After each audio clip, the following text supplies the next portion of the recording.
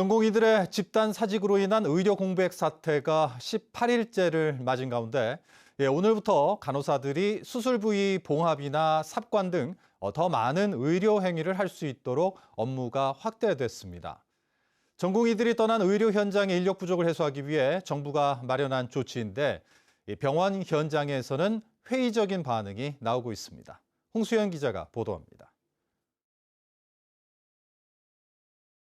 전공의 62명과 파견이 10명, 인턴 22명 중 단 7명의 전공의만 근무하고 있는 제주대학교 병원. 중증 위주로 환자를 받으면서 병상 가동률은 50%대로 떨어졌습니다.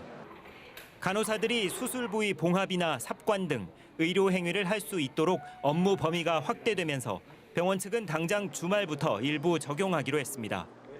복지부 리스트에는 전담 간호사도 수행 가능한 것으로 했지만 현실적으로 저희는 수행이 어려운 것도 있어서 일부 업무를 조정을 해서 가급적이면 빨리 현장에서 그런 업무 지침에 따라서 진료 지원을 할 수 있도록 그렇게 준비 중에 있습니다. 하지만 현장에서는 회의적인 목소리도 나옵니다. 의료 공백을 메우는 데 큰 효과를 기대하기 어렵고 의료 사고로 이어질 경우 책임 소재가 분명치 않기 때문입니다. 찬반이 그래도 있지 않을까 싶습니다. 아무래도 연차가 적거나 하지 않았던 업무들은 부담을 갖지 않을까 싶긴 한데요. 여기에다 병상이 축소되고 가동률이 떨어지면서 병동 간호사들은 오히려 연가나 무급휴가 사용을 강요당하고 있다는 문제도 제기됩니다. 무급휴가를 가지 않을 거면 일주일 이상 연차를 가라는 식으로 이제 좀 강제성 띄게끔 이야기가 나오고 있다. 이런 이야기들이 계속 조합원들을 통해서 들려오고 있는 상황입니다. 제주대병원 측은 직원들의 연가 사용을 강제하지 않고 있다고 밝혔습니다.